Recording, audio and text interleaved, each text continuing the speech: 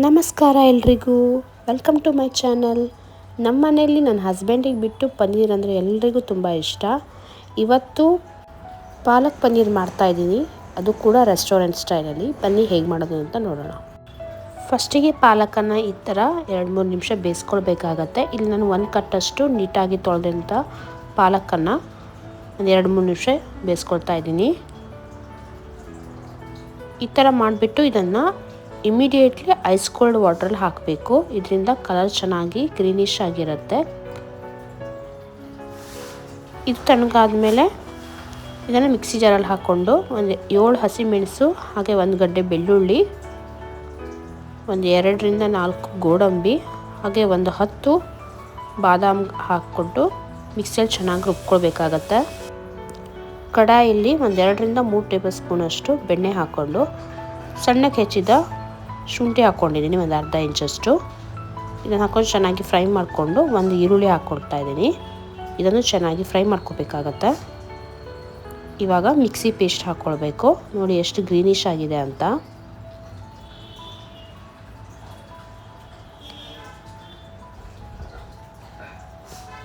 Mixie ಪೇಸ್ಟನ್ನು ಹಾಕ್ಕೊಬಿಟ್ಟು ಇದನ್ನು ಚೆನ್ನಾಗಿ ಎಣ್ಣೆ ಬಿಡೋವರೆಗೂ ಫ್ರೈ ಮಾಡ್ಕೋಬೇಕು.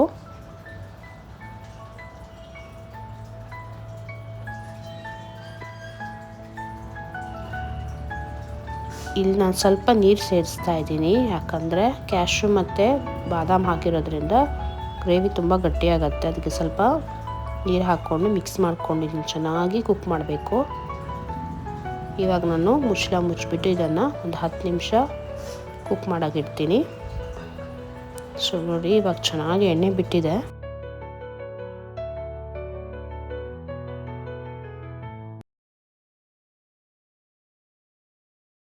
ಚೆನ್ನಾಗಿ ಮಿಕ್ಸ್ ಮಾಡ್ಕೊಳ್ತಾ ಇದ್ದೀನಿ.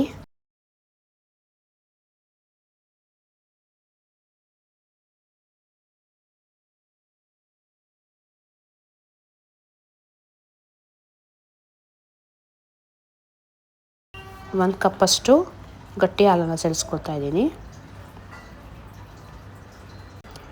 ರೆಸ್ಟೋರೆಂಟ್ಗಳಲ್ಲಿ ಗ್ರೇವಿ ಯಾಕೆ ಟೇಸ್ಟಾಗಿ ಬರುತ್ತೆ ಅಂದರೆ ಈ ಥರ ಇವರು ಹಾಲು ಸೇರಿಸ್ತಾರೆ. 1 ಕಪ್ ಹಾಲು ಹಾಕಿದ್ಮೇಲೆ ಚೆನ್ನಾಗಿ ಮಿಕ್ಸ್ ಮಾಡ್ಕೋಬೇಕು.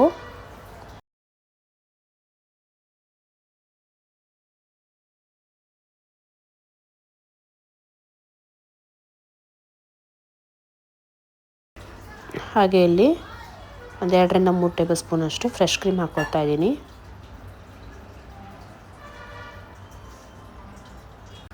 ನಿಮಗೆ ರೆಸ್ಟೋರೆಂಟ್ ಸ್ಟೈಲಲ್ಲಿ ಎಕ್ಸಾಕ್ಟ್ ಟೇಸ್ಟ್ ಬೇಕು ಅಂತ ಅಂದರೆ ಹಾಲು ಹಾಗೆ ಫ್ರೆಶ್ ಕ್ರೀಮು ಮಿಸ್ ಮಾಡೋಕ್ಕೆ ಹೋಗಬೇಡಿ.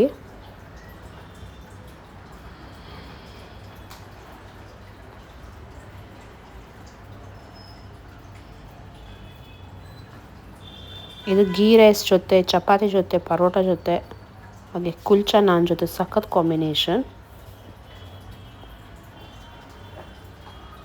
ಚೆನ್ನಾಗಿ ಮಿಕ್ಸ್ ಮಾಡ್ಕೊಳ್ತಾ ಇದ್ದೀನಿ. ಇವಾಗ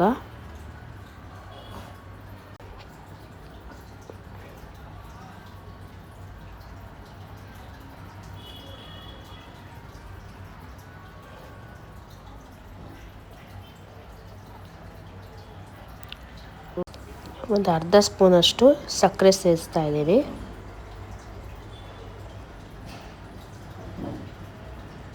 ಇದನ್ನು ಹಾಕ್ಕೊಂಡು ಚೆನ್ನಾಗಿ ಮಿಕ್ಸ್ ಮಾಡ್ಕೋಬೇಕು.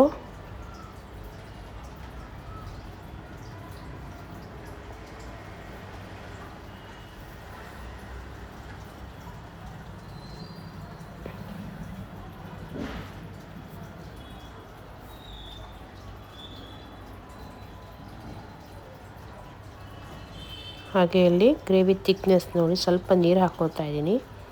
ತೀರಾ ತೆಳ್ಳಗೂ ಇರಬಾರ್ದು, ತುಂಬ ಗಟ್ಟಿನೂ ಇರಬಾರ್ದು ಇದು ಗ್ರೇವಿ.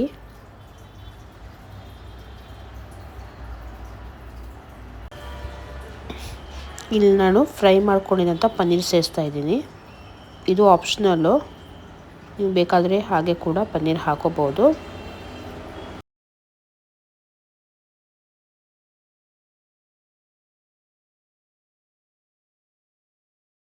ಚೆನ್ನಾಗಿ ಮಿಕ್ಸ್ ಮಾಡ್ಕೊಳ್ತಾ ಇದ್ದೀನಿ. ಹಾಗೆ ಇಲ್ಲಿ ಒಂದು ಅರ್ಧ ಸ್ಪೂನಷ್ಟು ಗರಂ ಮಸಾಲ ಸೇರಿಸ್ಕೊಳ್ಬೇಕು. ಇದಕ್ಕೆ ಗರಂ ಮಸಾಲೆ ಬಿಟ್ಟರೆ ಬೇರೆ ಏನು ಮಸಾಲೆ ಕೂಡ ಇಲ್ಲ. ಹಾಗೆ ರುಚಿಗೆ ತಕ್ಕಷ್ಟು ಉಪ್ಪು ಸೇರಿಸ್ಕೋಬೇಕು.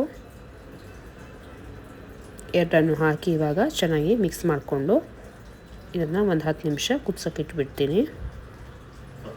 ಮಸಾಲೆ ಜೊತೆ ಪನ್ನೀರು ಚೆನ್ನಾಗಿ ಕುಕ್ ಆಗಬೇಕು.